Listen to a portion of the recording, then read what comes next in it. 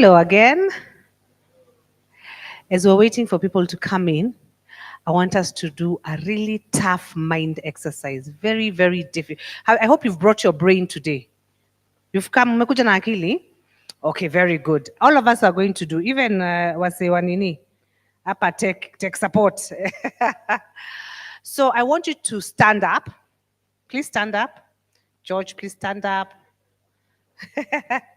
Everybody stand up. Judges, stand up. Please find a partner. So you might have to move around if you're three. I just want you to be 2 by 2. 2 by 2. I think one of you can talk to this judge over here.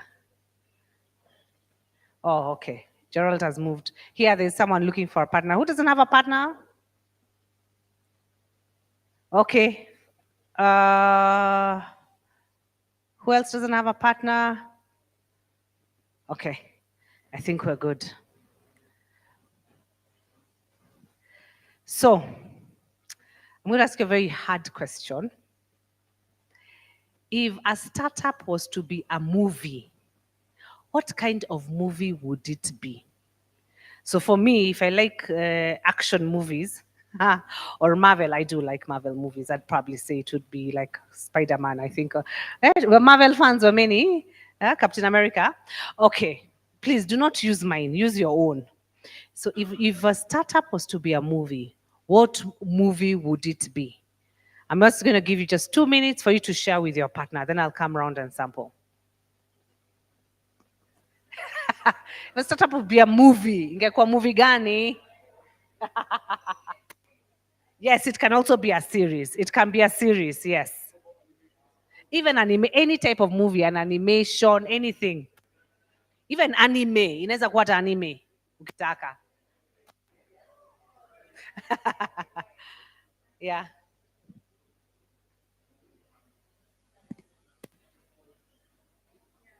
Mama kuja tuongee nawe. Kimbia.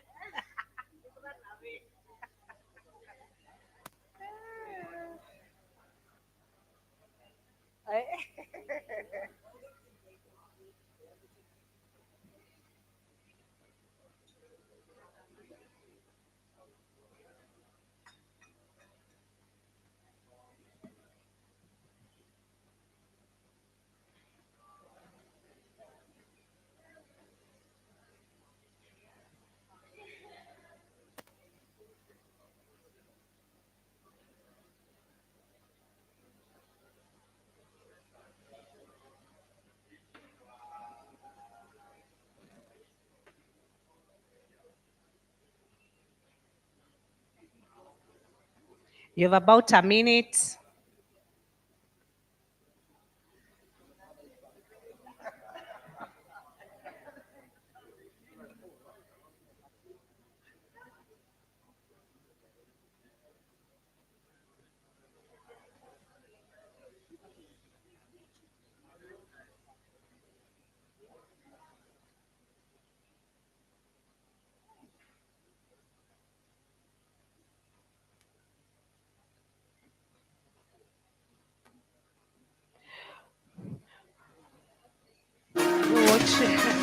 All right. Let me hear from you guys.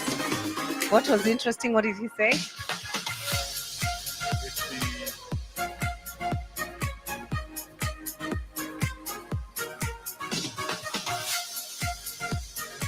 Okay, for him, he said it would be a sci-fi. Yeah, very interesting. I'm trying to grasp whatever he meant by that. For me, it'll be ratatouille. Yeah, because we're in the clean cooking sector, and ratatouille was a little bit messy. Yeah. Oh, nice. Okay. Yes. All right. Interesting. And you guys? What did you say? Kingsman. It would be Kingsman. Kingsman, yeah. Why? Yeah. It's one of my favorite movies. Yeah, sure. Because our mission is more into. Oh, he's saying, and imagine, I'm actually having the mic. Okay, say it again. It would be Kingsman, because our mission is more into saving the agriculture and the world and all that. I Yeah. like it. And We're together. Oh, you're together. Okay. I want to hear from this Kenya side. The way Sam is laughing, yeah. What movies did you talk about? God must be crazy. Gods must be crazy. Yeah. Because of the transition. The reason why I'm saying God must be crazy, Yeah, because if you look the way it was shot, yeah, within the environment and the community it was set up, yeah. that's how the startups get to grow. Yes. The issue of ideation, you conceptualize, you ideate, it you move from one stage of the innovation process to until the product or service is gotten. Yes. That's Yeah. true. All right. Wow. Thank you. Thank you. Thank you. Yes.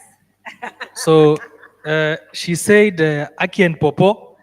No, no, I'm joking. I'm joking. She said Transformers because she thinks startups are all about transforming things.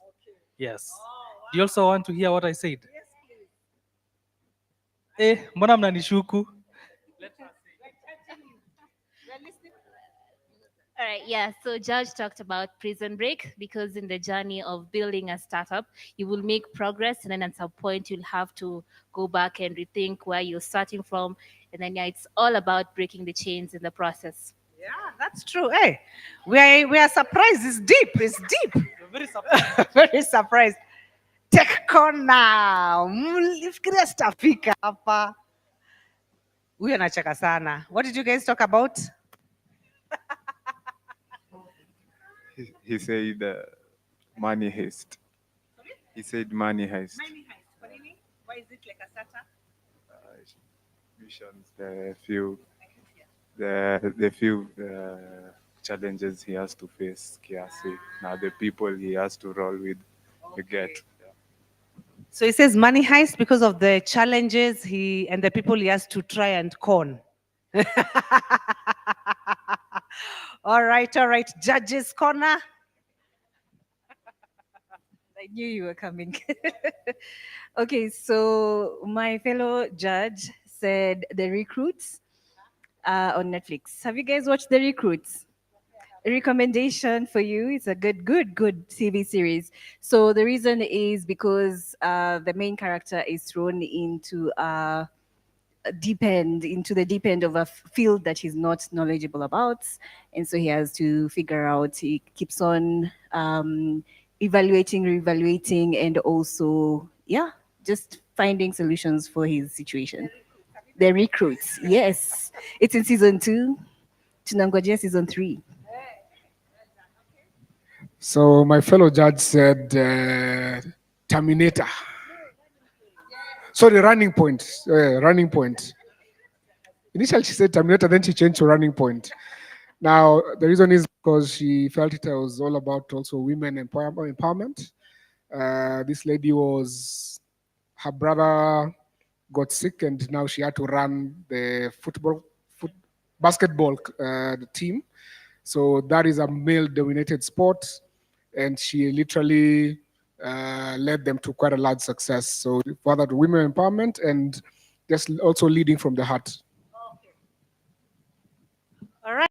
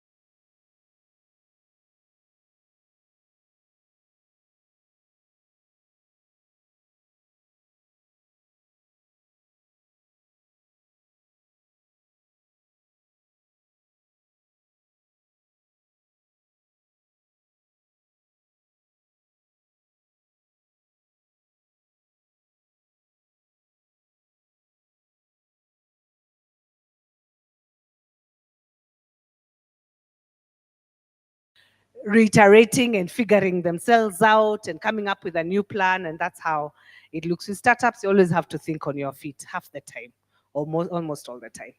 All right, thank you very much. Back to you, Stacey. That was amazing. Thank you so much, Yvonne, for that warm back to action after tea. Yeah, just also some other movie to think about is In Pursuit of Happiness. I think it was very emotional how the whole activity played out with Will Smith and his son and his family and his career. So even as you build your startups, always keep hope alive. Things are gonna work out eventually. So yeah, welcome back from tea break. We are going to proceed straight to the next innovator from Siaya County, innovating in the healthcare space. Let's give a round of applause for Hotspot Aerial Solutions.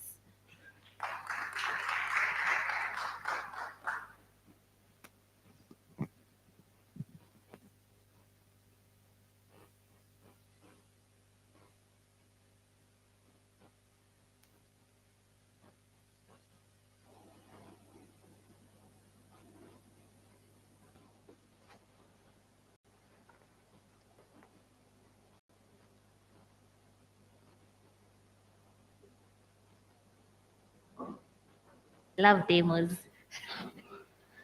Please Thank you. proceed. Just a minute. Okay, we are good to go. Hi, judges. So, my name is Brandon Ochido. I come from Sia County. I am the co-founder and the Chief Operations Officer, Hotspot Aerial Solution.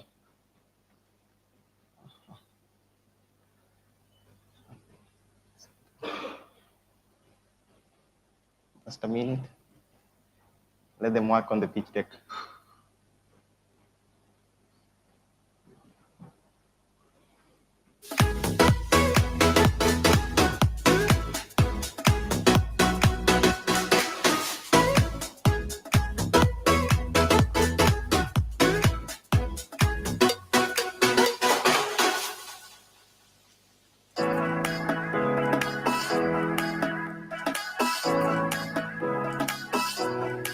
Okay, we can get started with this one. So, born and raised in Sia County, I have lived to experience and witness the menace malaria can cause to a community. This is despite the very many mitigation measures that have been put in place, like the use of mosquito nets, commonly known as ITNs, vaccines, and early detections mechanism. Despite all these mitigation measures, malaria still stands to be the most prevalent mostly in my county of Siaya. With a population of 700,000, malaria prevalence rate of children under the age of 5 years is at 54%. And even worse, for pregnant mothers, it's at 38%. So this situation intrigued my co-founder and I to develop Maladron application. Maladron is a larvae source management application that will help fight malaria from its inception. So larvae source management has been so difficult and almost impracticable because of lack of mechanism to identify the specific places mosquitoes breed. This setback has led to a stagnation in the fight against eliminating mosquito-carrying malaria, resulting to a stagnation also in the high mortality rate malaria cases. So Maladron is an AI-powered mobile application that is integrated with the drones. When you integrate it with a drone, you deploy it on a mosquito-prone areas, it detects the mosquito breeding sites, and then Maladron also again gives you the feedback of your reference places of hotspots that are detected and is shared to the community stakeholders that we are working with to take mitigation measures in places that they can reach. So why is Maladron unique? Maladron is unique in the sense, one, it's live detection of breeding sites. We detect breeding sites live. When we come to counties that are highly prevalent of malaria, it detects immediately and gives the feedback to the community, like Nyumba Kumi people, and they make announcement on barazas for people to start making mitigation measures so that mosquito does not grow from its inception to the adult version of it that causes malaria. Maladon is also a good software and is unique in the sense that one, it sends a feedback of your reference hotspots in a very simple way to the community stakeholders that we are working with to help community members to take mitigation measures. Maladon is also a very cost-effective larvae source management because of its real-time data collection and for targeted intervention. So this is how Maladon works. I have the Maladon software here. This is it. So you integrate it with the drone controller and you launch the drone. So this one will not operate here because the drone cannot fly in-house. So once you map an area that this is the place that you are going to fly, then you code it with the drone, it will fly. It will take off the drone. So when it takes off the drone, it will start detecting. So you can see on your screen the green patches that has red boxes. Those are the detected mosquito breeding places. So the detected mosquito, how did we arrive on the mosquito? The mosquito breeding places have patches that one differ, but the common patches is green on the western side of Kenya and grayish patches in the coastal side. So for now, we focusing on the first 5 counters that we are piloting and we are working with in Siaya. So our business model is, for now, we are charging a service fee of $12 per acre for live detection, just for live detection, and $15 per acre for live detection, and also sending the feedback. However, we have a premium of $140 per month for live detection, and also $200 per month for live detection and sending the USSD alerts for community members to take mitigation measures. So for now, we have not started generating revenue. We are working with a community, my community that I have from in game constituency. And from the time we started engaging it with drones and giving them feedback in last year in April when malaria prevalence are always very high, we have reduced in our dispensary 117 we have reduced the number of 117 malaria cases from 2024 April to now. And I know we have also now taken, for now we have flown our drone and given them mitigation measures, like feedbacks of where to expect mosquitoes to breed so that they can start taking early mitigation measures before the long rain start, because that is the season that malaria always surges up. So we have a market size of 14 counties, but for now we're starting with the first 5 counties that has an average prevalence of 34%. We are in Siaya, we are working now in Siaya County, Kisumu, Busia, and Kakamega. So this whole population, these 5 counties are a population of 7 million, but for the whole belt of those 14 counties, there is an average of 14 million people, that when we fully deploy the use of our technology, we will be in a position to be generating $90,000 per month. So this is our partners. We are partnering with Kenya Flying Labs, one, an non-governmental organization dealing with drone that help us with cheap services of drone. We work with the authorization to fly and collect data. We also partner with Amref University for malaria research. And lastly, we partner with Health Innovation Hub of Toronto University that is also giving us funds to develop this model and also give them feedback on how it is responding on the ground and on the dispensaries that we are working with. This is our team. Sila Kironji is our co-founder, is the CEO. I'm the Chief Executive Officer, and Wanjiru is another co-founder. Questions?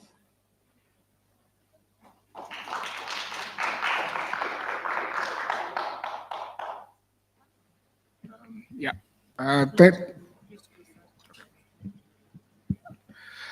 Thank you for that presentation. I think this is a problem that really needs solving. So it's a unique problem statement. A couple of questions from me. You mentioned that the pilot you've run reduced the the rate of malaria from 117? By 117. It used to be 359 per Okay. month. That is a month in one dispensary. Okay, that was actually my question. So what was the base? So it's 359 per month. Yes. Now it's down to 117. Yes, by 117. And this, it keeps varying. It's over 100 for the last 6 months from April last year. Okay. Yes. And you mentioned that you detect and then you spray. How is the spraying done? So the spray version of it is it's just an added version of it. When we detect a place that is humanly inaccessible, that is now when we come in with the sprayer drones. Okay. But for the places that human beings can take mitigation measures themselves, we just send a USSD code to Nyumba Kumi guys, and they make the announcement in the small barazas, and people will just will just start taking mitigation measures at the community level. Okay. Yeah. Then the $12, who's the target customer? The $12 and the 15, who's meant to pay that? So this one, our target market was one, the county governments and the government and organizations that really works on malaria on our side, like USAID, KEMRI, and UKAID. They are the organization responsible for nets and stuff. So we were targeting them before one exited. USAID is possibly not a little bit there, but the most one were KEMRI, county government, okay, and UKAID. Okay. And in your current pilot, have you involved them in any way, even at a free of charge way fee? Have you involved them so they can see what you are doing currently? No, our effort to engage the county government has not been successful, but we have demonstrated to USAID, and I don't know if that conversation will go to the next level now, but we have other partners also, the ones that I've mentioned. Yeah, the ones that are on ground, the one we engaged was USAID. But for now, the piloting that we are doing is just being supported by a Health Innovation Hub of Toronto University. Yes. Okay, thank you. Brian, thank you for your presentation. I just want to congratulate you on your innovation. This is really a good use of technology just to solve some of the problems that we face, and that you went back home to do that.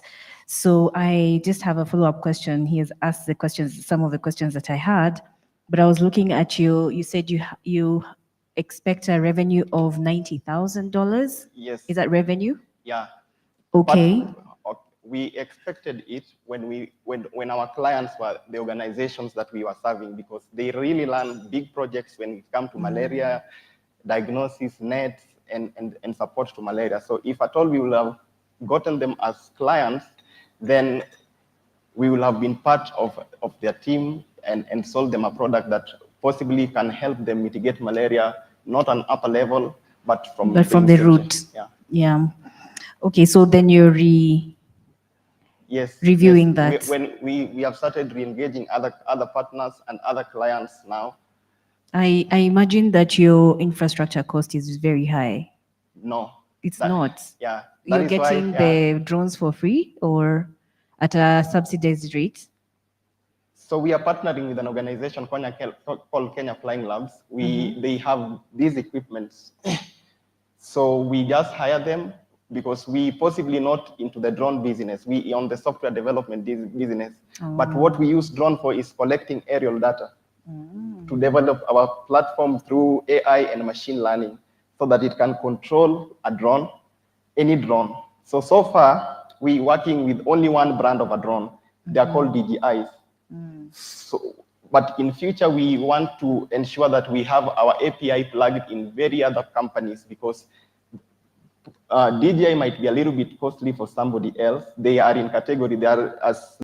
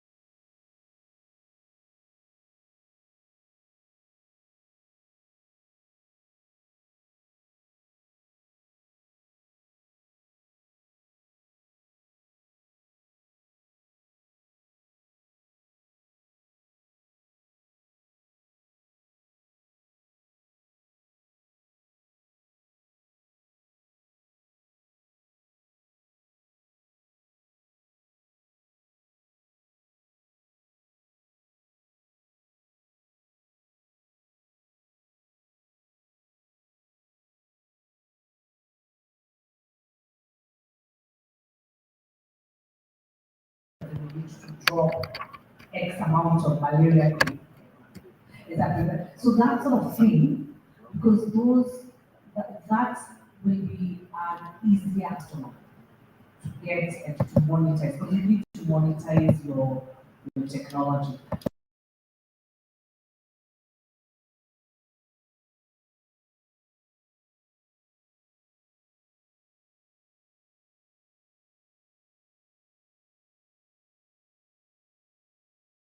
On exactly what was in my heart, which is define exactly who your primary and secondary consumer is. The group, the chama, nyumba kumi can be your third. That is the last. Yeah, exactly. That is the So last. articulate clearly, this is who my customer one is, my customer two is, define it and you know why. So that if somebody meets you then, they know which kind of partner you want to engage with. But importantly, we want to know the type of partner so that we are clear that they can pay for your service. Currently, our partner, the one that we are working with, is just Amref University. Cambridge is not paying. We just telling them this is how it's government is a developing. hard one. Yeah, Cambridge is not paying. Government will be funded by somebody. Amref University, International University, with their program on malaria, Good. they get us something. Yeah, even the university is helping you with networks, but be clear who will pay for the service. Yes. A good job. Thank you. Thank you so much for that. And thank you, judges, for your questions.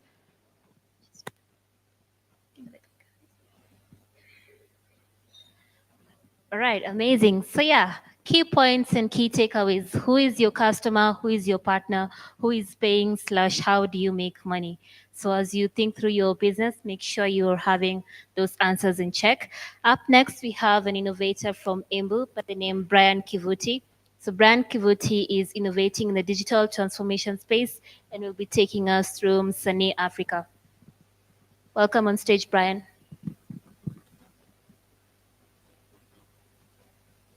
Here to Saizi. Hello everyone, my name is Brian Kivuti. I'm from Embu County. So years ago, I wanted to be a DJ. I enrolled for a DJ academy, did my course. I had big plans of becoming one of the best DJs in the country and even in Africa. Immediately I was done. I was looking for gigs from friends, from clubs, but wasn't very successful. And the gigs I got either needed me to give out a kickback or to do it for free since I didn't have enough experience. So years later, I gave up on DJing, so I just do it in my bedroom. 2 years ago, my friend was doing a wedding, and as you know, with Kenyan wedding culture, we have what is wedding committees. So being the creative that I am, I was given the task of handling the entertainment sector. So my role was to look for DJs, MCs. We wanted a band that would play for the wedding. And as I was looking for people to work with, either I needed to make calls to people I knew. I checked on social media, sent messages. Some were very responsive. Others were unresponsive. They didn't give me the proper quotation that I needed. And from that experiences led me to come up with a product called Msanii Africa. So Msanii Africa is a platform that connects creatives and clients, and we help creatives set up digital portfolios where they'll set up what they do, they'll set up their experiences, and they'll set up their rate cards and their availability. And for the clients, we help you as a client hire verified creatives that are on our platform. So as I said, there are various pain points that you have experienced if you worked as a creative. So there's lack of visibility and exposure. If you look at the existing platforms, which is the likes of Instagram, Facebook, and others, there's a mix-up between personal life and professional life. There are some that fake it. They'll show you the good work they do, and then you give them work, they fail you completely. There's also difficulty in getting paid jobs. As I said again from my experience, for the gigs that I wanted as a DJ, I had either to give out a kickback or I had to do it for free in the name of exposure. And then for the gigs that I got, there were payment issues. Sometimes you have to beg for your money for a service that you've done. Another pain point that now I experience as I was outsourcing for clients, which is pain points that clients experience, is finding reliable clients. So I think most of us, if you've ever had a function, if you got a photographer, it was either through a referral or you checked them online. So referrals work this way. Someone will tell you, I know this guy is very good. You give the guy a job and you have your own frustrations. Either they came late to your function or they provided you the materials very late. So that's one of the pain points as a client. Another issue is the poor quality work, and there are also no legal protection. So if we have an issue with maybe a photographer that I gave a work, there's no a way in which you can mitigate that. So to provide a solution, Sani helps creators set up a digital portfolio. So you'll tell us what you do, your availability, and your rate card.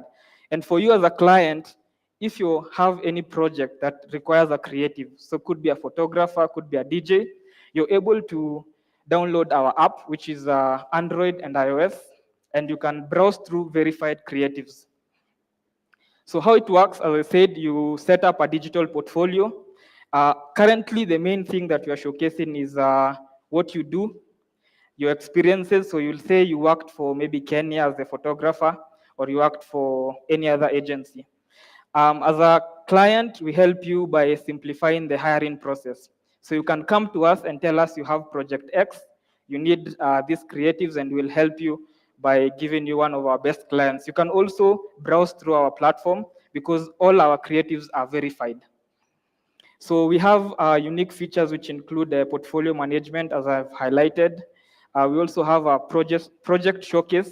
So you'll tell us what you did. And again, we are very big on reliable creatives. So we have to vet that if you said you were the photographer at Kenya, we'll find ways in which we can verify that information so that our client works with verified creatives. You can also reach out to creatives directly on their inbox. And one of the unique selling points that we have is verified creatives. So on our onboarding process, the KYC that you do, you must update your government document, and also we do a face scan, which is provided by our third-party integrator. We also handle payment integration. So there are a lot of issues when it comes to payments where I, as a client, don't trust the creative, and also the creative doesn't trust me that I'll pay. So we are providing an escrow where money will be deposited into our platform, and the services will be exchanged, and we'll find ways of verifying before money is released. We're also doing quality control, which means that through the process of your project, we are ensuring, did the creative come to your wedding on time? Did they deliver the photos on time? Because I've had instances where I attended an event and then the photos took 3 months to come to us. AI is also something that's very big at the moment. So with the feedback that we've gotten through our testing, we are integrating AI to match and discover the clients. And also we have AI for support. The market opportunity right now, the industry is about $4.2 billion industry. And if you look at the Kenyan market, we have about 45,000 unlicensed creatives. So we want to intend to use Msani, where we can onboard creatives and have them set up their digital portfolio. So the impact that we've had so far, we've done an early access program where we tested with about 65 creatives. And this was to help us know if we're actually capturing the correct things on the app. So they gave us some insights, and that's what we've been implementing. How do we compare to other existing platforms? So we have Fiverr and Upwork.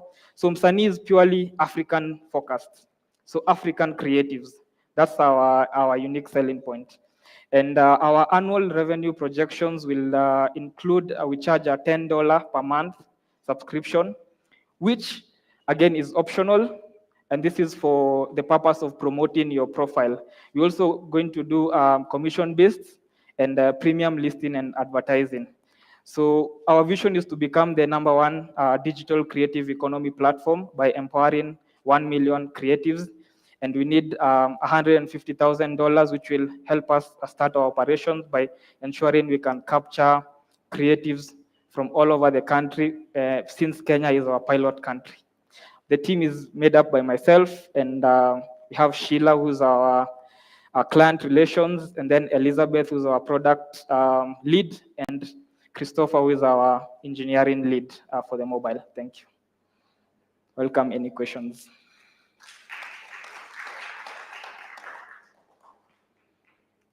Right, we'll take questions from the judges, please.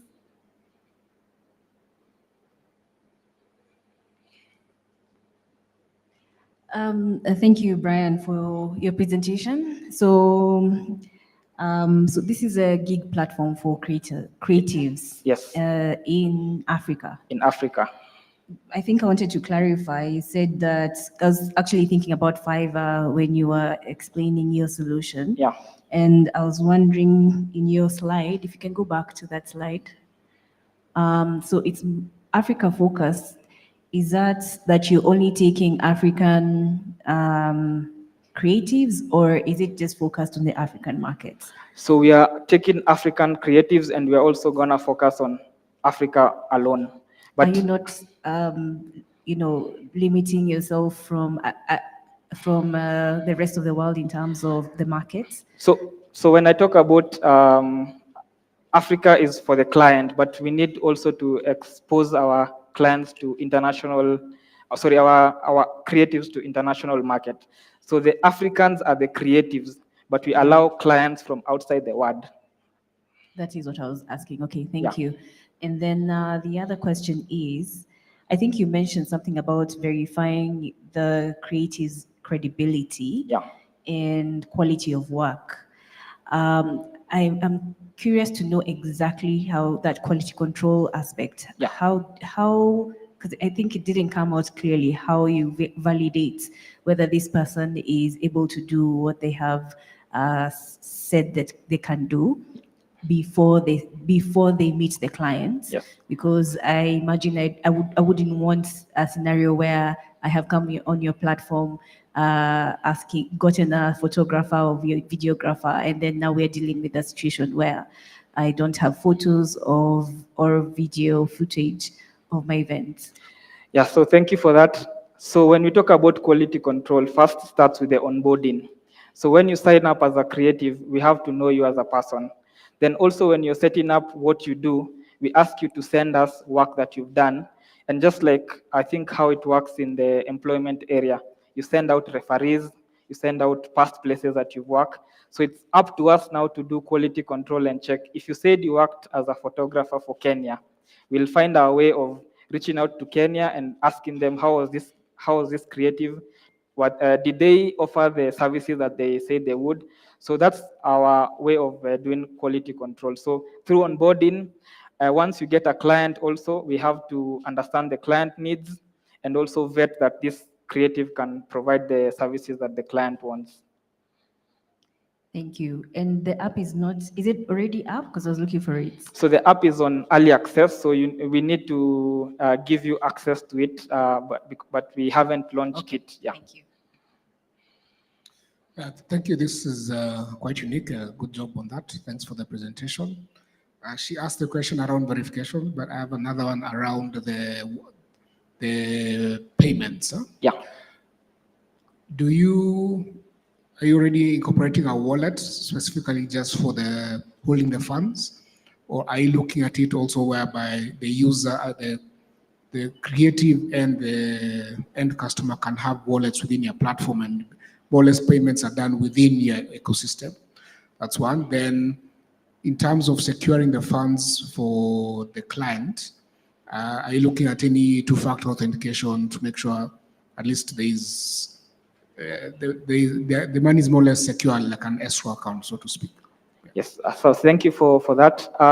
So yes, we'll have a wallet on our platform. So if the gig was won, the client will deposit funds in our platform, right? The creative will see that the funds have been paid, so that boosts confidence that I'm going to work for a client that has actually committed. to the project. When the services are rendered, the client will approve that this guy delivered what I wanted. Of course, there are other nitty-gritties that will go into releasing the funds, but the creative will always see the process of the project. So is it from requirements gathering, the bid has been made, do you accept the offer, the client has paid, and then you can withdraw money to your M-Pesa. So we'll start with M-Pesa because that's what works, but for now we are not supporting cards, but we'll add it as more features come in. Yeah. Okay, thank you. Good. Maybe two quick questions. One is, I think you've spoken a lot about the supply side in terms of creatives that are available. Yeah. I think that's more maybe the easier side. But how do you develop, how do you promote the client side of the business? How do you get more and more people in who want these services? That's the first question. Okay. I think my second question would be around, I don't know how many people are already on the app. Maybe I did. How many people are on the app? Is it 200,000? Is it 60 people? And what's their feedback? And how have you used that feedback to develop the app even further? Yeah, so thank you. To answer your first question, the marketing strategy that we intend to use is first to go on social media just to put out our product out there. I think currently we're in a digital space, so we want to first put out the ads that you can actually hire a verified creative on our platform. That's our first strategy.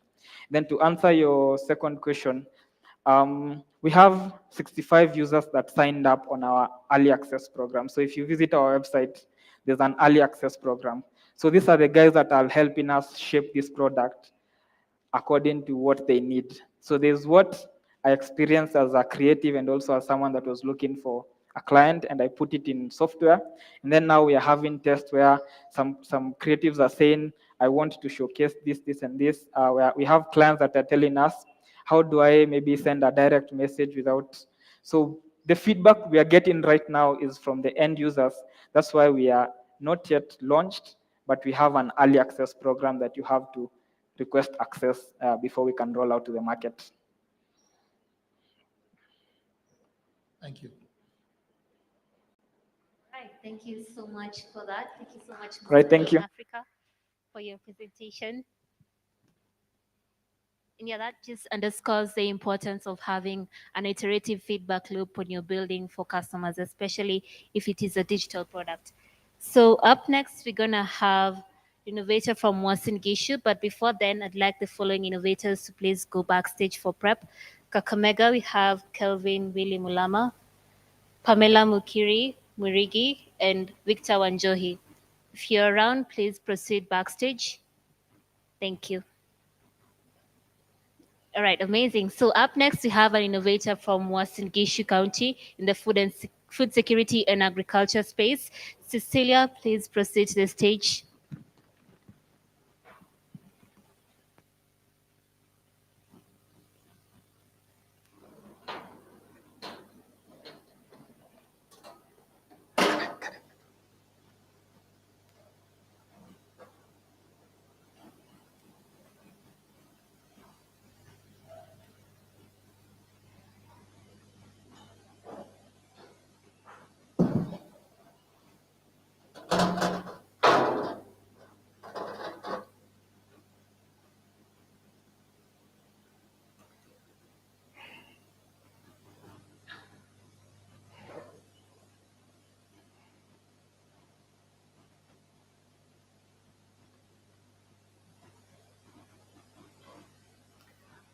When you are. Good morning, ladies and gentlemen, esteemed judges and fellow innovators. My name is Eli Dugut, and I'm the founder of Silo Africa. Cecilia is our co-founder. Unfortunately, she wasn't able to be here today. So Silo Africa is an organization that came up as a result of the very painful issue that is affecting smallholder farmers in Kenya and at large in Africa. That is post-harvest losses. And back in 2022, around 2020, 2021, right after COVID. I don't know, just like many of you, or some of you, I lost my job. I was working in Safaricom and the rest, yeah. And I went back home, did some farming simply because I was just trying to pivot, get my issues in order. And one of the key problems that we had back home is every year, while my parents went into farming and tried to provide for us for our school fees, provide for us income, they lost a lot of grains as a result of post-harvest losses. And fast forward, in 2022, there was a major drought in Kenya. And one of the farmers in Kajiado called Mr. Lesan is a village elder. He lost a lot. He lost all his animals. He lost all his grains as a result of the drought. And he was not able even to feed his family. He is a polygamous man with three women. So eventually he decided to take his family and his children to school so that they don't die as a result of hunger. So they started depending on the grains on the school feeding program. And they would collect the little that was being after sieving. And that touched me because back at home I'd given a solution to the problems. And I saw, why can't I take this solution to these people? And we've talked about the issue of climate crisis, something that is happening. One of our innovators has talked about flash floods in Marsabit, drought in the rest of the Horn of Africa. And why is this? Because there's a number of culprits. These people or these objects, they're called weevils, others are large grain borers, aflatoxin, rodent infestation. This is the pain point of our food crisis in Kenya and in Africa. And farmers are really trying. And from what we've gathered over the past couple of years, one, they've tried using granaries. It's not working. Number two, gunny bags. It's not working. Plastic bags. And lately, hermetic bags. But you find that there's limitation in all of these storage grains. And so I thought, what can I do for these farmers? Introducing to you these silos. These are our smart silos. But before that, how big is the problem in Africa? In Kenya, according to African post-harvest losses at the World Bank, we produce 41 million bags of maize against a storage of only 3.5 million bags. And every year, from the right, you can see the losses that we're making every year. From 2019, we produced 44 bags and we lost 9 million. 2023, we produced 48 million bags of maize and we lost 12 million. This is a problem that cuts across all the regions in Africa. And this problem is what is bringing food insecurity. And the government has noticed this. That is the good thing. Why? Because last year, with the partnership with Food and Agriculture Organization, they did a Kenya Post-Harvest Management Strategy. And the 5-year program is going to tackle this problem of post-harvest losses. So introducing to you today is our smart silos.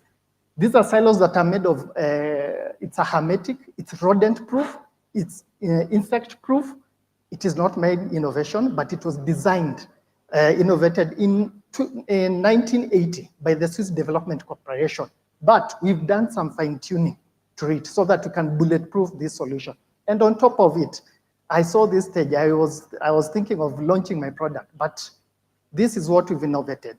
And we're about to launch it. This is an IoT device that bulletproof this solution. It's called SiloSense. It's an IoT device that is solar powered that will be able to track the conditions of the grain here. If the moisture level is high, it will also inform the farmer that the moisture is high, please go dry your grains.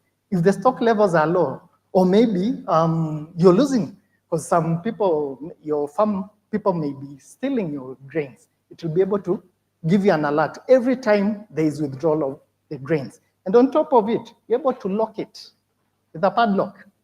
Safety is key in food security. Yeah.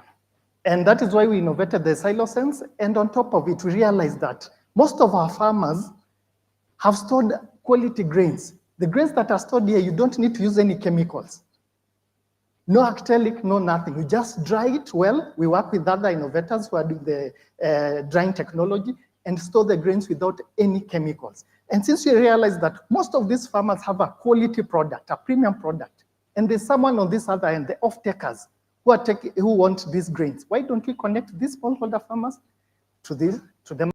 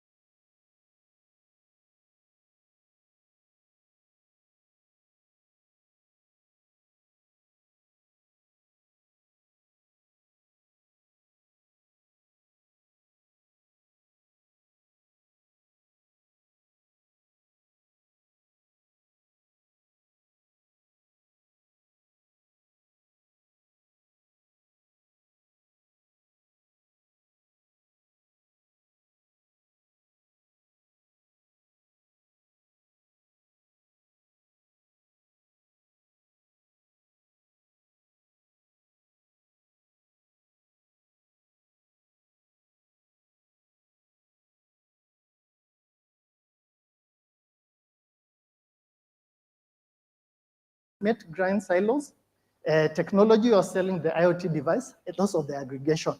We've projected our revenues and over the 5 years, and we've made so far that we've made traction, very good traction in what you're doing. And this year we'll be launching our IoT device. And also we want to integrate, also move to other regions, because the same problem is happening in Ethiopia, Zambia, Uganda, everywhere. We have partners, and they're helping us to develop and also scale our solution. HIFA, MIT is helping us with the technology. So this is our team and our able team. I'm the founder with so many experience in the business industry. And also we have a team we have artisans, financial inclusion expert, commodity exchange, market expert in our team. And we are seeking 50 million Kenya shillings so that we can scale our impact, because when our farmers get storage devices, we're able to reduce our losses by 40% and increase their productivity by 45%. We're also working with women under the food management groups, because we realize there's 2 months called the hunger season, right before harvest. And with that, we're able to work with the women and provide food. So we're asking you to join us so that we can shift the farmers and also Africans from poverty to prosperity. Thank you.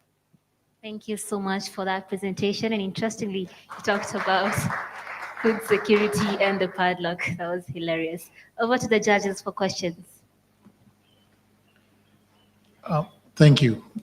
Very clear, very much needed solution. If you would go down back to the revenue slides.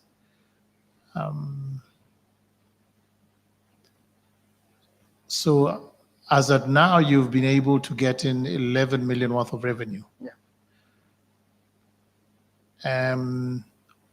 What is it that is going to cause the leap from 11 to 21 without funding, without this 50 million? What is it that is going to cause you to have that leap?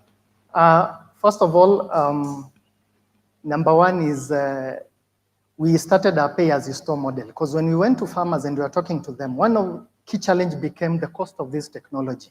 It is the best worldwide, but it's expensive. So what do you do? The same way the smartphones came into the industry, it was very expensive. So guys innovated around the financing. Lipa pole pole, and that is what you're doing with the farmers. So with the partners, like the financial institutions like Equity, and you also want to work with the Kenya Association, they have a financing model for escrow that works very well. So if we get these partners and other institutional organizations, we're able to scale this, give the farmers this solution, they pay according to the harvesting calendar. So they don't have to take up the upfront cost that is weighing heavily into the adoption of this technology. So once they do that, we're able to scale faster, take this solution more, And then on top of it, now, using our technology, the IoT device, this one will be able to also scale our solution because number two, the issue is market for the produce. We are just talking about maize. There's beans, there's pulses. You've seen what is doing the losses in the green grams sector. So that is something that if we take this and partner with the right institution, especially on financing our payers to store model, patient capital, we're able to scale our solution to more farmers, and more farmers will bring us this revenue. Thank you. Have you had a chat with the Swiss Development Agency? What have they said about your innovation? Impressive. I was one of the, I think the procurement guys, and they love it. They love what we've done. We've done with it. We've increased the innovation, put more things, put more technology. But money is what we need.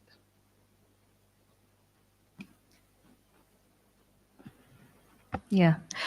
Thank you so much, Eliud. I really enjoyed your presentation. And I was telling Gerald here, my mother needs a Silo Africa solution for her grains. And we forget I know if I say it in my language, choge, you will know what I mean. So thank you. Thank you for your innovation. So one thing that I wanted to just highlight from what you've shared is I can see just what you're talking about, the integration of data to also speak to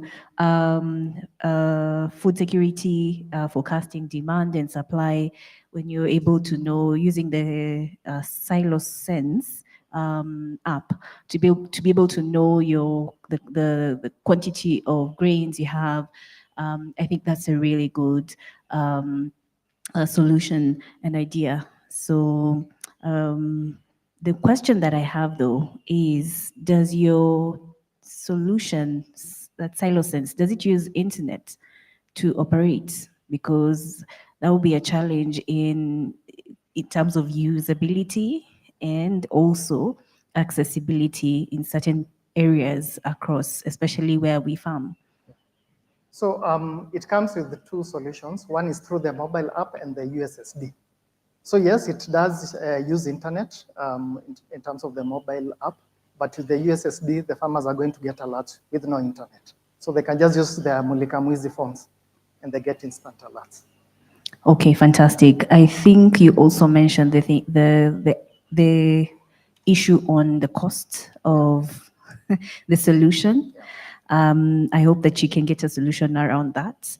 But I'm still stuck at who is your direct user? Who is your direct customer? Is it the cooperatives? Is it the farmer? Or who do you have like a tier of customers? Of direct users are the small your users, farmers. yes, I know. Yes. I can get who your users are, but who are your customers? Who is buying this? The farmers are buying it. But the reason why we are working with cooperatives is because the farmers are organized around these cooperatives. And remember, they're taking inputs, fertilizer, seeds from these cooperatives on credit. And that is what we are leveraging on. If we are just adding this, the way you're adding fertilizer, give it to the farmer, let them pay using their milk proceeds, let them pay using their grains, because most of the cooperatives, they have diversified basically on what the farmers are doing. So, and that is what we got from the field, because the farmers were telling us, we have a sustainable source of income from milk, from beans, something that is being aggregated on these cooperatives. And the same way that we wanted to pay for the fertilizer, can't we pay for this? And that is why we're using the cooperatives. Thank you. And the last question I have is, your 11 million, how many farmers are we talking about? The revenue from 11 million last year, how many farmers are we talking about, and the spread across the country? All right. We've done 2,155 farmers to date, and majority of them, and also a good funding has been coming through the aggregation bit, because it was also helping us to, it's like a bootstrapping. We are bootstrapping, getting income so that you can scale this technology. So there are two, like I mentioned, the revenue lines. Well done. Congratulations on what you've achieved so far. I have two questions broken down into two. One, what are your focus markets to get to the 37 million? And what channels of distribution are you putting in place to achieve that?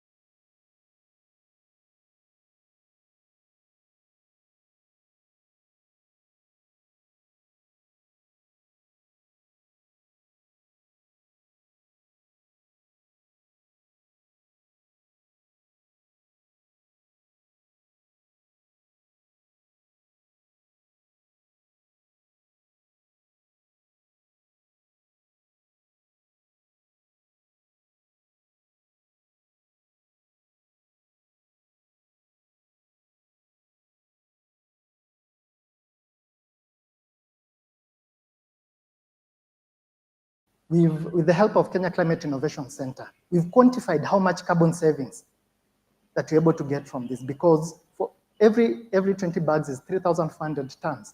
And with that, if we monetize the carbon credits, the carbon savings from these silos as a result of the post-harvest losses, we're able to do what? Monetize it, get the funding, subsidize the cost. So eventually, the farmer will be able to afford this. And it only takes 2 seasons for the farmer to uptake this technology. Only 2 seasons, and they're sorted for the rest of their lives. And you also find that they're able to store their grains up to 7 years, the ones that we've documented, up to 7 years without any losses.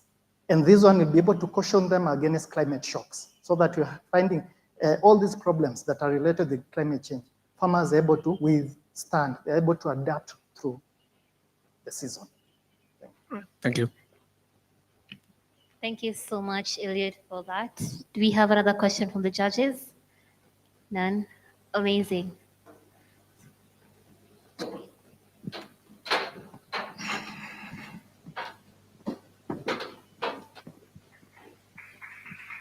All right. Thank you so much, Elliot, for the presentation. So without further ado, we're going to go straight to the next innovator from Kakamega. Let's give it up for Kelvin William Mulama.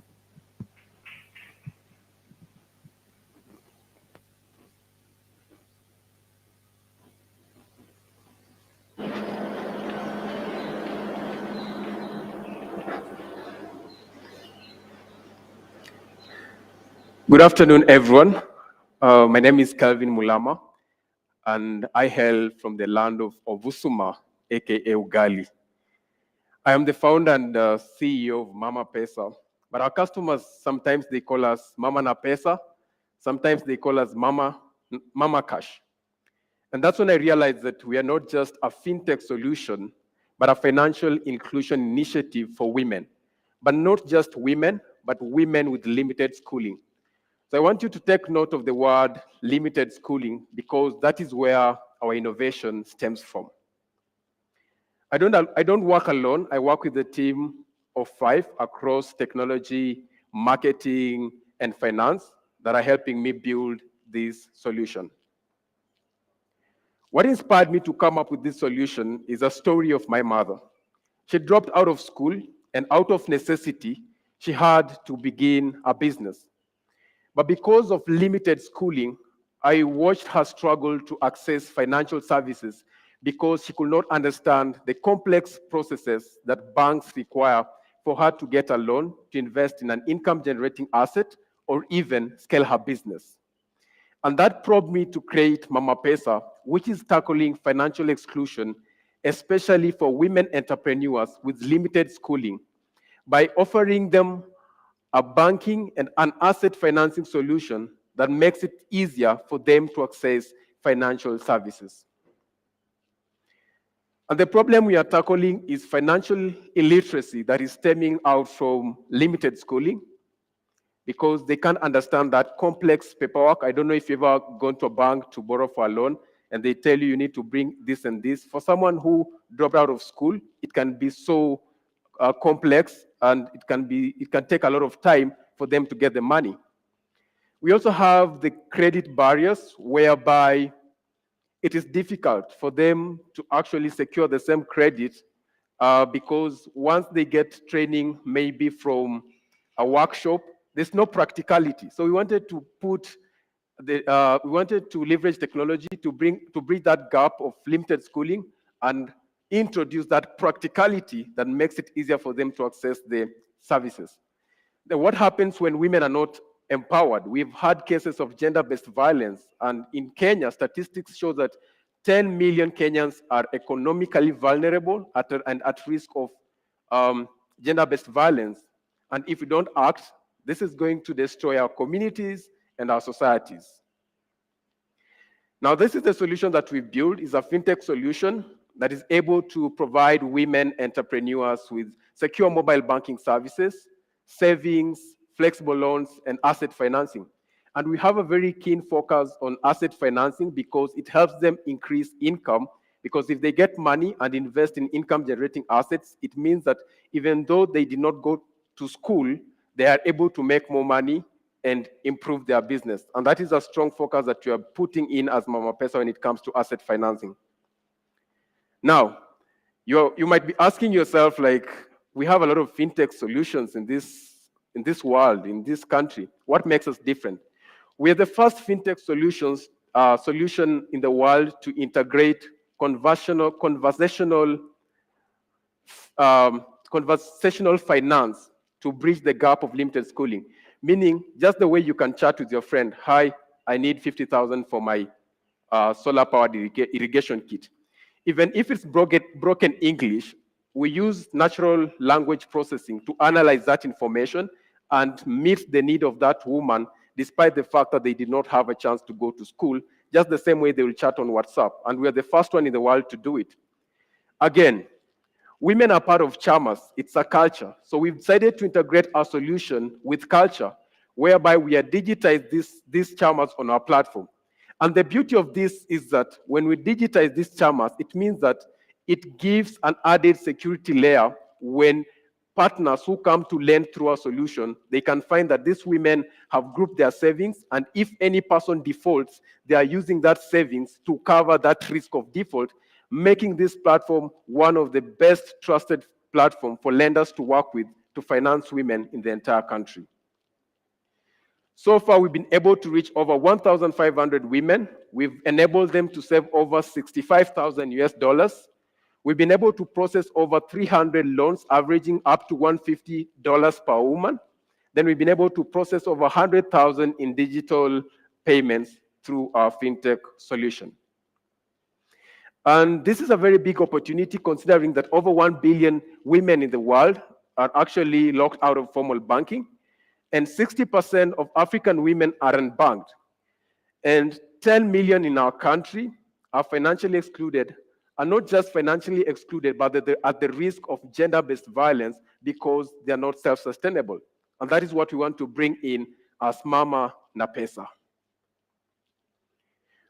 Our revenues have been up to over $35,000 for the last 12 months. We've been operational for 18 months. It comes from transaction fees, interest income and loan origination fees, and also a subscription fee for education support on financial literacy of $3 per month. I'm standing here because I believe that if I win the Presidential Innovation Award, I'm going to scale my solution from the traction that we've had for the last 18 months to digitize 50,000 chamas, which will help us access over 1.5 million women SMEs across Africa, across the Kenyan country. So you can imagine with these numbers how our revenues are also going to grow and the much impact that you're going to create in our communities. So I'll just play this video as a demonstration of how we have the first platform in the world to integrate conversational fintech using generative AI. I don't know how to play it. Hope it works. Oops.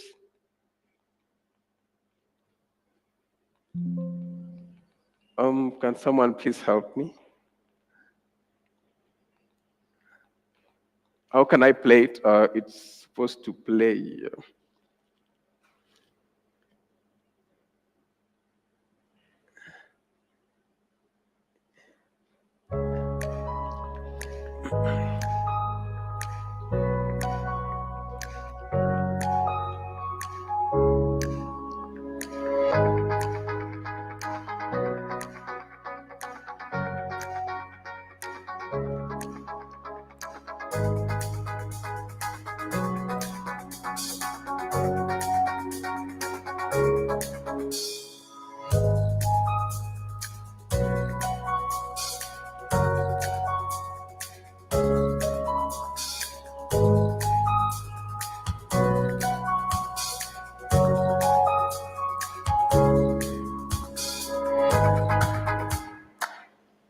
Thank you very much. As you can see, just the way women chat on WhatsApp, they can come to a platform, chat, and access financial services. Thank you. Thank you so much for that presentation, for the demo. Questions from the judges? Hi, thank you very much for your presentation. Just a couple of questions from me. So the application, is it available on Android and iOS?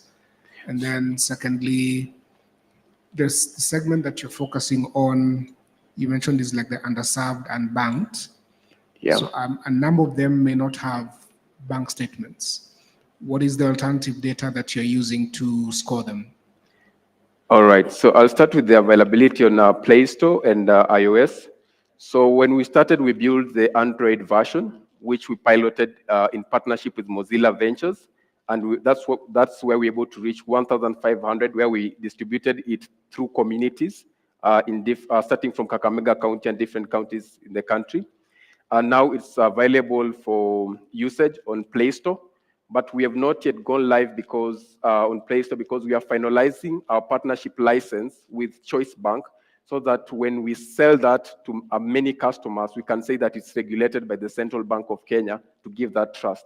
We are currently working on iOS version, which will also be ready within the next 6 months, also with the same licensing regulation on our dashboard that it is regulated by the Central Bank of Kenya. Now, when it comes to alternative data, we realize that most women at a community level, they bank with chamas.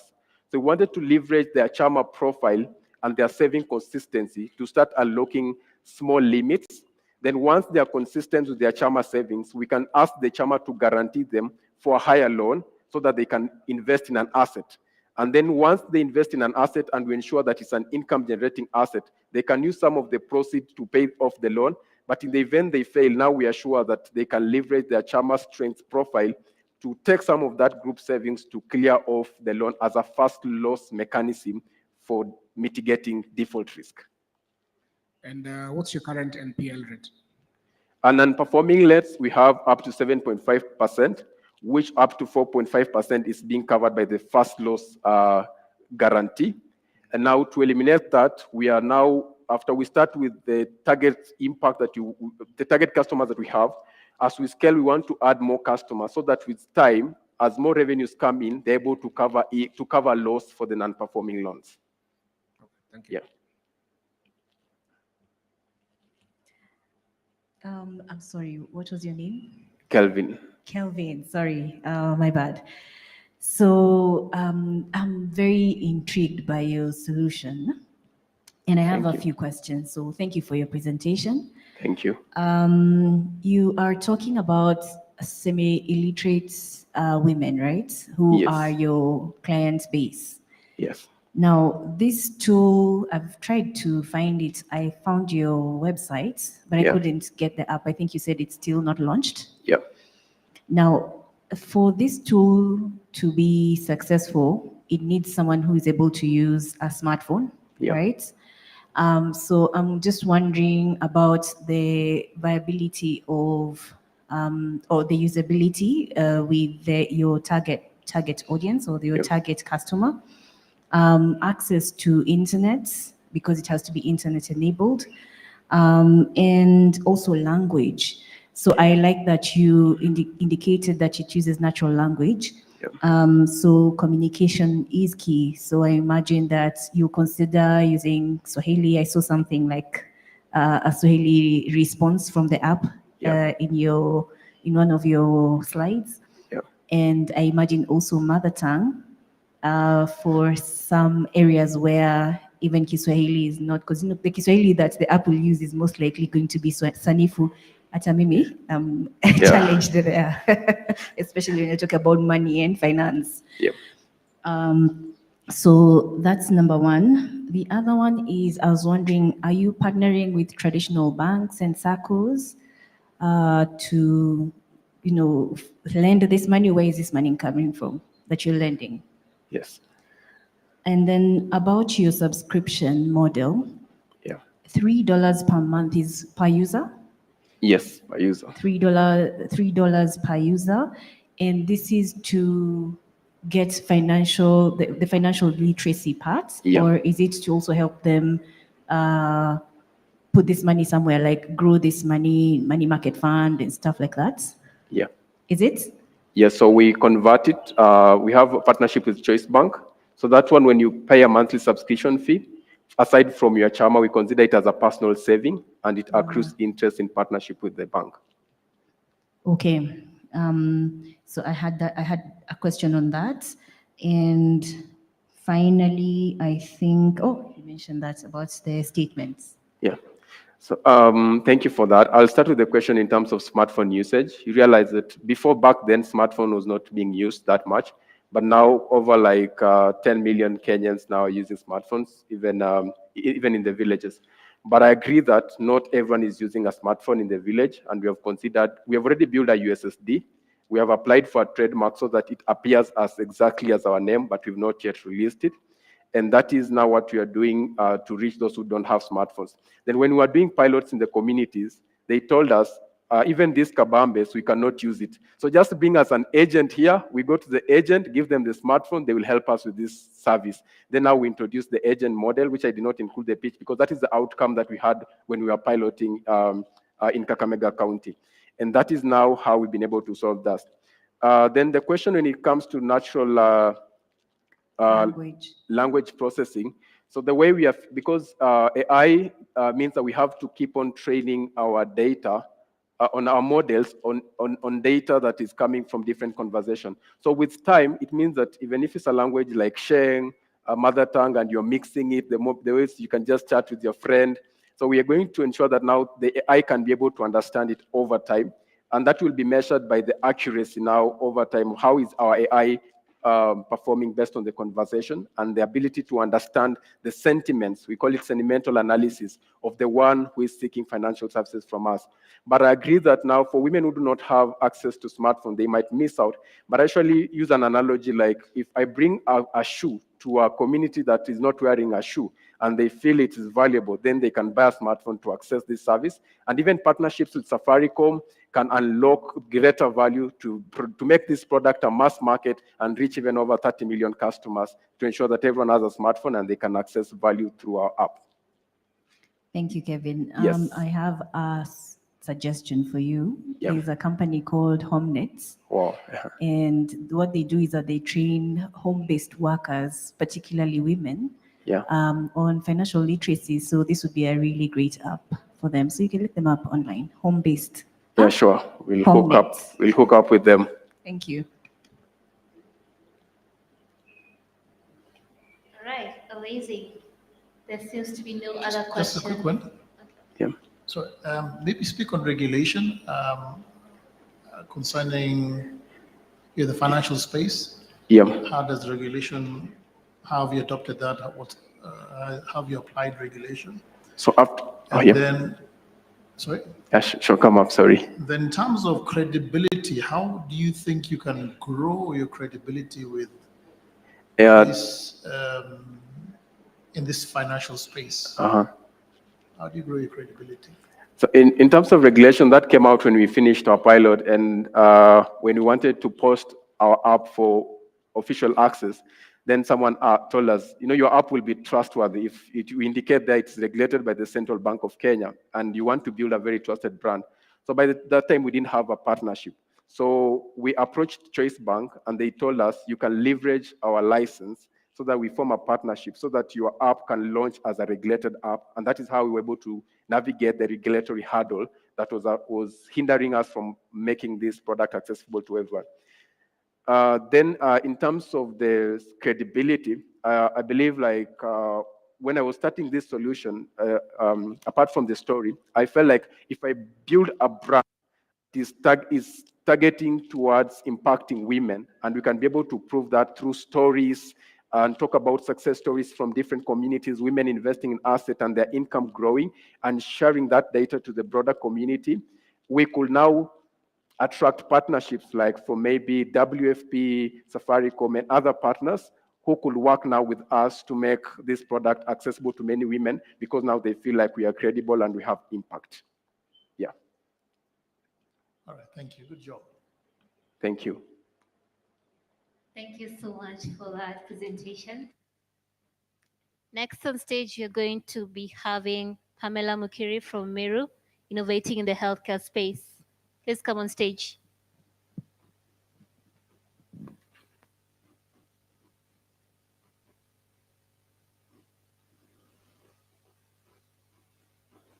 Right. Good afternoon. All right. My name is Bukeri Murigi from Neurolabs Africa, where we are impacting healthcare through artificial intelligence. Let's think together. 2/3 of the world has no access to radiologists. Putting it into a much broader perspective for Africa, we have 24% of the world's healthcare burden and 3% of its workers. When you come to Africa, we have 50 radiologists for 65 million Tanzanians, 5 radiologists for 17 million Zambians, for foreign radiologists for Botswana, a ratio of 1 to 15 million for Malawi, and at least 13 African countries have no radiologists. Coming home to Kenya, we have 288 radiologists for an estimated 56 million Kenyans. What does this look like? If I go today to a hospital in rural Kenya and have an image taken, it will take between 7 to 14 days to receive my analyzed results. What does this mean for cases like lethal pneumonia, which kills children within 72 hours and is prevalent in our region? It translates into this. 15% of all mortalities within Africa are due to preventable deaths, meaning with their timely diagnosis, this 15% would be here with us today. My co-founder lost a very close friend to an entirely preventable situation. And being a team of business and machine learning engineers, we took it upon ourselves to solve this crisis. And this is how Neurolabs Africa was born. Our flagship product, Neurosight, endeavors to tackle these problems, including some that are peculiar to us. One, our hospitals delete images every 2 weeks, which is an impediment to leveraging artificial intelligence and precision medicine. Secondly, we have a lack of interoperability between the newer systems and softwares with legacy infrastructure and systems. And thirdly, we have remote inaccessibility, resulting in radiologists moving from one facility to another on specified days to read images. So this is what we offer. We have an AI-packed solution with a state-of-the-art DICOM viewer. We have AI-powered diagnostics for different pathologies. We have AI agents for seamless workflows and automation, including automated anatomy segmentation, automated measurements, automated reporting through LLMs. We have storage and an encryption software that encrypts 1 GB images to 1 MB, providing incredible cost efficiencies, and teleradiology, meaning we can tap into freed up radiology resources not only in Kenya and Africa, but in the world over. Take a look at the top, you see an image on our DICOM viewer, and at the bottom, you see some of our AI functionalities at work. These allow us to triage critical cases and arrest preventable deaths. It also means before you put your shower back on, you have your analyzed results. So our users include hospitals, diagnostic labs, and radiologists, and this is how we make money. We charge 30% of the cost of all imaging modalities, or alternatively, a lump sum fee and a monthly maintenance fee. We have subscription plans for our AI functionalities, a licensing fee for the encryption algorithm, and hosting fees for our platform if you have external models that you want hosted. And our target as a company is to process 5,400 images per day by next year and to capture 3% of the African market within the next 5 years. Now, how far have we come? So we completed our clinical validation for the AI PAC solution last year in November in Kenya. We previously did our clinical validation for the AI models in conjunction with UNICEF in both Kenya and Senegal. We're currently operational in 3 facilities in Kenya and working towards 15 by the end of that quarter. And in terms of money, we are seated on a pre-revenue of 30K USD and a projected 450K USD by our first operational year. And our pride is enjoyed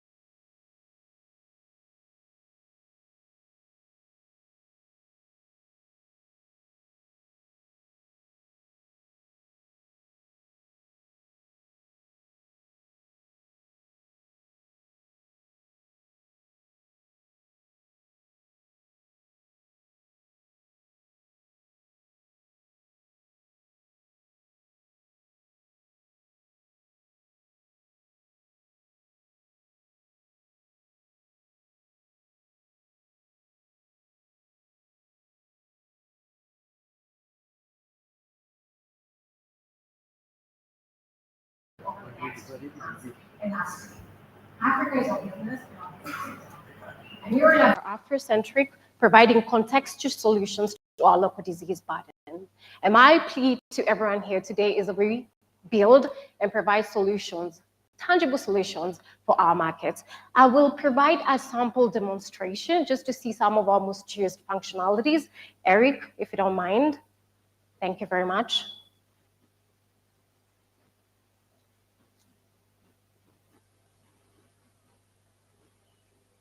For instance, when we open this case, the encryption is then converted back to its original image.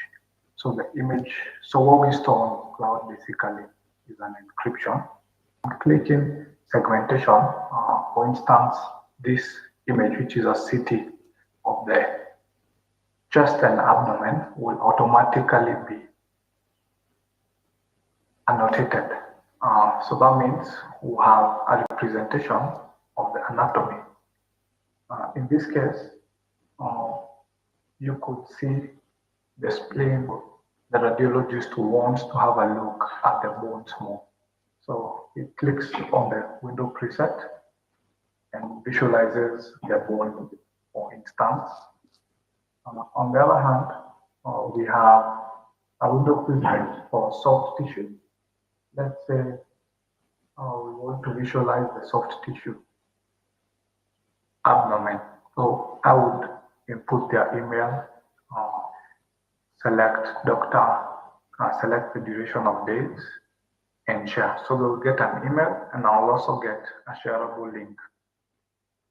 So the radiologist gets access to only this case scenario. We can be able to automatically generate a sagittal and a coronal view from the layout on a click of a button.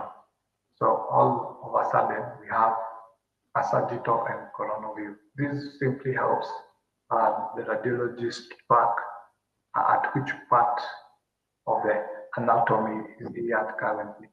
And if you want the axial, which is the original image. So we're going to end there. I can take the questions. Questions from the judges? Thank you, Mukiri, for your presentation. I think first, I feel I'm very out of depth with your solution. It's very technical, but I'll try to, well, you tried to school us a little bit. So thank you. And I was just thinking about last year I was going through. I had a patient who had to get a CT scan, and I think what is that one? The one for the brain, for the head. What's it called? MRI. Yeah. And I'm just curious. You said your solution. I'm a bit lost. Is it a software? Is it an app? What is it? It is a software, it's a platform. A software. That is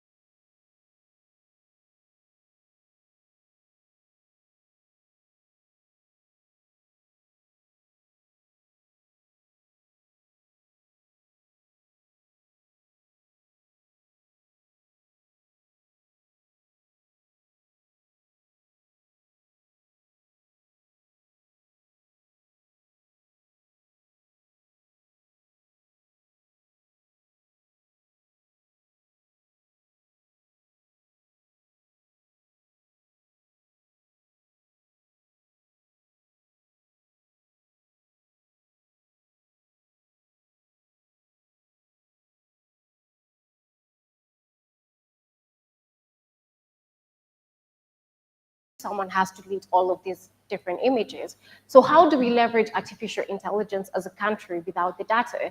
So what we decided to do is also to provide that storage. And in that process, what we have done is to build one of the largest data sinks for images within our region. So these way, if we want to leverage all the artificial intelligence in the world within the healthcare sector, then we can easily do that. So we provide the DICOM viewer, we provide the AI elements, and we provide that storage. And in terms of AI, we provide both the diagnostic for showing this is what we're seeing in terms of pathologies, but we also provide automations. A typical radiologist might measure, might measure something within 15 minutes. Can we do it for them within the 1 minute?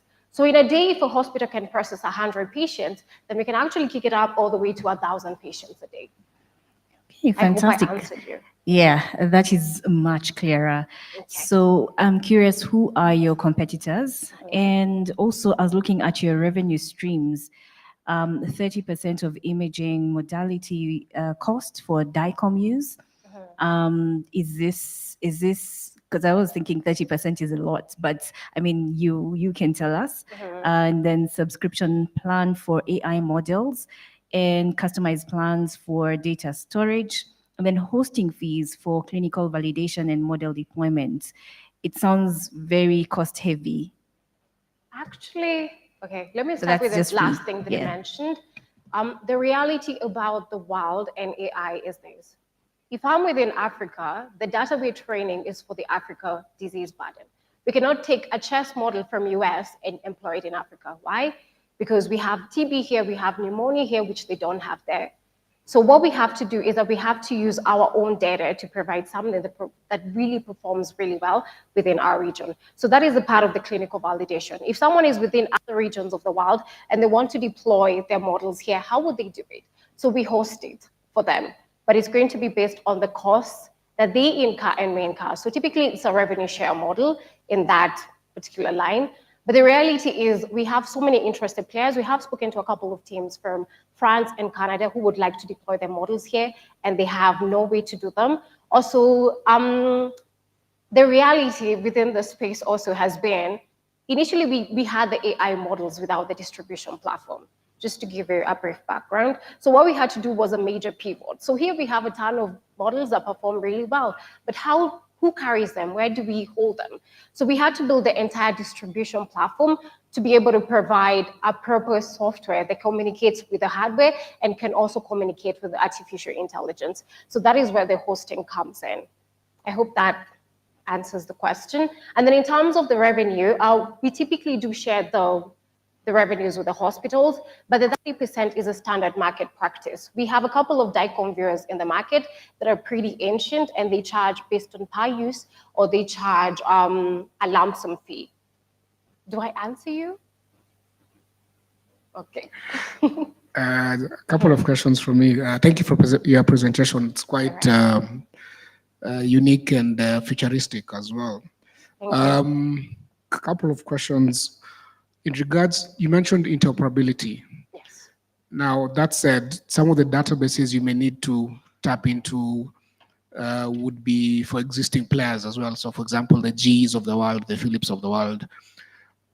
Would you consider them as competition or competition? Actually, they are neither. In the sense that GE is in the business of hardware and not in the business of software. So typically they provide the DICOM viewers and then they allow you to integrate with other softwares. And what they do provide is a basic DICOM viewer, which doesn't have any advanced functionalities. So in that sense, they can be even our partners in terms of distribution. Okay. Then in terms of the data side, I'm guessing you're more of a cloud. You're hosted in the cloud. So is that Azure or AWS? Who's your partner in that space? We're leveraging AWS, but we're also leveraging NVIDIA because they provide us with facilities and some of their models like Monai. Yes. Okay. All right. Thanks. All right. Thank you. Thank you very much. A lovely presentation. Thank you. Africa is our business and our business is Is Africa. Fantastic. Okay, so we're going to have the last presentation before we take a lunch break. Introducing on stage Disney from Kisii with an innovation in climate action and green energy. Please welcome him on stage. Not to put pressure on you, but you're standing between us and lunch. Good afternoon, good people. I am beautifully placed in time here because we are talking about clean cooking technologies. So you'll have to listen to me. I have something in store. Okay, 1.1 million acres of trees are cut annually to provide cooking fuel for institutions. What does this do? Creates three major concerns. First, environmental degradation. Losing 1.1 million acres of tree cover is exposing us to the adverse effects of climate change and global warming. Are we together? Second, the cost. The costs these schools incur in getting this cooking fuel is crazy. This money would have been channeled to improving the lives of the students, whether in the boarding sections or the day school sections, or even buying educational material. Third, the health hazard it implicates on our cooks, who are the first line respondents to the smoke, soot, and particulate matter which emanates from the burning of firewood. Let me introduce you to Adumo cooking system. Our cooking system allows schools to save up to 70%, more than 50%, but up to 70% on their cooking fuel costs. What does this do? It frees the monies for these schools to do other activities. Our flexible capacity in our design allows us to have different sizes of pots to cater for different institution sizes. If the capacity is 1,000 students and the other is 500 students, we have all that sorted, from 100 liters to 600 liters. Our subscription model also allows us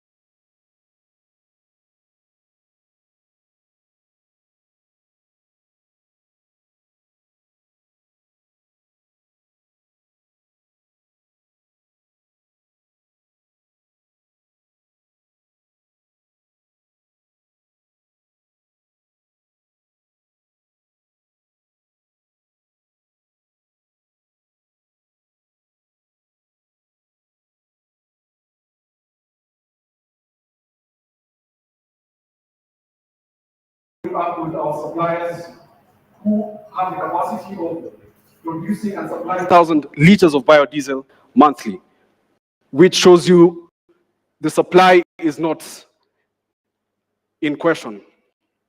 Our impact, well, 10 out of the 17 SDGs, saving each institution 382,000 metric tons of carbon dioxide emissions. I believe you're doing the Lord's work. We're looking in the next 3 years to attain 8% of the 44,250 schools that are currently using firewood as their primary source of cooking fuel. Our wider goal, our long-term goal rather, the wider spectrum of matters is targeting the African market where still firewood is prevalent in our cooking, in our institutions for cooking. So we're looking at 2.3 million institutions. Our production cost, a unit we produce at 121,000 Kenya shillings. We sell at 185,000 Kenya shillings if it's upfront. Remember, we talked about the LTV, where schools will be able to pay 10,500 per month, and it will give us a value chain of 4.9 million yearly. So we can recoup our production cost in less than 14 months. These are our growth projections. Last year we got into operation, 45 stoves supplied to 20 schools, saving emissions of 16,000 metric tons of CO2. Our goal this year is to supply 500 stoves to 125 institutions, saving 47,500 kilograms, metric tons, of carbon for emissions. Our revenue that we're projecting to generate by 2018, after selling the 100,000 stoves, from the stoves themselves, it will be on the upwards of $28,800, and from the biodiesel itself, it will be $25,920. We rely heavily on live demos where we showcase our products and build the visibility of our brand since we're just a startup. Our first project was in Ruiru, where we were introduced to about 236 schools. Other than the live demos, we also have in-house demos where people cannot get to go to our demos. They come to us and we showcase our products and how it works. More over and beyond that, we have digital marketing tools where we give decision makers who represent our dreams to the boards and the committees they report to. Our annual cost per stove for customer acquisition is at 900 shillings. If you compound it for all the stoves we are projecting to sell, that will be 441,000 Kenya shillings. Our partnerships, we recently signed an MOU with Clean Cooking Technologies, an Italian-based firm in Milan, which produces induction stoves for household cooking, further diverging our revenue streams from the institutions now to the households. So what does that mean? We also get the IoT-enabled devices integrated into the induction cooker. What does that? That is a plus for us because it helps us in collection of carbon credits, which are authentic, which are real-time, which can be tracked in our website, Clean Cooking Technology, our partner's website. I'm glad to be part of a very supportive team with my CEO, Jeremiah Mabiria, packing experience of 15 years in entrepreneurship and international business management. I, Disney Oirere, am the Chief Operations Officer, the innovator of the stove, and the developer of it also. We have an advisory board of our Professor Fabio Parigi, our Italian partner, who brings in the experience in electrical engineering, Elias Ogenche, who is a manufacturing mogul for over 45 years, working both locally and abroad. Our ask is 5 million, and for the cost items listed, due to the time constraint. And yes, there we are, 1 million chapatis will provide 600 kilograms of beans. Thank you. Thank you very much, Disney. I have a question for you. Yes, please. in terms of your customers, you said that you did demos to 236 schools. Yes. Were you able to convert any of those schools to actual customers? Yes, 39 of the schools were converted to customers. So they all paid the 140K, I think, was it? 39 of them are doing subscription model, 10,500 a month. The other 6 were bought by NGOs who have feeding programs, and the NGOs have the financial muscle to floor the whole bill. Okay. What would you say is has been a challenge for you guys operating so far? Funds. Okay. Yes, Funds to do funding to, I mean, we use 121,000 for each stove. We're looking to sell 100,000 stoves by 2028. We need $1 billion. Yeah. And how do you actually move them? They look like they're pretty heavy. Yeah. After an order is completed, Yeah. We have our lorries which transport. We sublet transporting services, courier services. Okay. Yeah. So have you included that cost as well? Yes, In terms yes. of, so when you say a unit costs 100, sorry, I don't remember. 121,000 Kenya shillings. It includes. Yes, it does. Order fulfillment. Yes. Okay. And then last question for the subscription, is it like a lease? Or what exactly do you mean by subscription? Is it like you give the equipment, then you get money every month, or how does that work? Well, if it was a lease, we'd have to revamp or replace the old stoves with the new stoves. But it's a subscription model. It's just like how you have your monthly bundle. So by the time the month ends and you're giving us the next 10,500, it caters for other operational costs, including supplying you with the biodiesel. So do the schools end up owning that particular unit? Yes, with they a will. Subscription? Yes, they will. So it's basically money amortized over time? Yes. I see. Do you charge an interest for it? There is a slight markup. Okay. Yeah. All right. Okay, great. Thank you. Just a quick one. In terms of stoves, correct me if I'm wrong, it looks like a very busy space. Maybe educate me. Who are your competitors? How does your revenue, your pricing, and also your proposition compare with theirs? Okay, currently there is no biodiesel stoves competitors. So our competitors are firewood and LPG, reducing the cost of firewood at 59%, LPG at 73%. So our pricing in the long term, if we sit down with you and explain to you the whole idea, we are more preferred to the other suppliers. I'm sorry, I'm being blinded by the lights. That's why I'm looking down. So your next competitor would price, I understand what you said about relatively not the same technology. The school would spend how much on a stove? With you that spend 121, with the competitors, how much would they spend? With the competitors, what makes their method expensive is the firewood. The stove itself isn't anything new under the sun. The firewood is very inefficient because, I mean, before it heats up the elements and everything for your cooking, that's why you lose most of the energy. Same to the LPG. Realize how your gas remains hot after you've switched it off. It takes the time to burn there. So our competitors, the only disadvantage they have, or the biggest disadvantage they have really, is their method of fuel.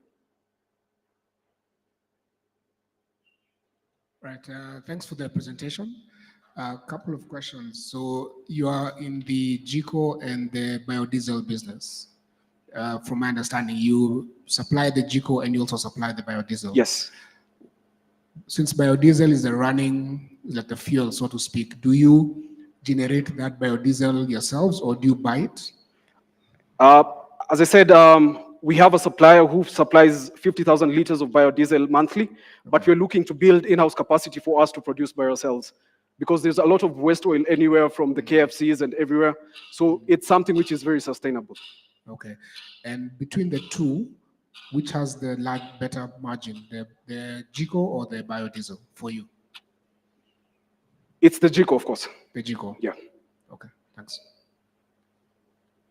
Right. Thank you so much for that presentation. Any further questions? Okay, so we're gonna take a short, not too short, but lunch break. I have your meal cards for the innovators, so please feel free to come to this side and then you can grab them. And yeah, see you guys in the afternoon. Yeah.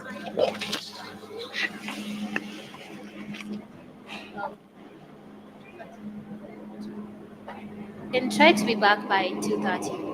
So the first innovator 2:30, you will be on stage, but that's when you're coming back. Feeling you don't wanna wait. Thank you. I know that you want me here and now.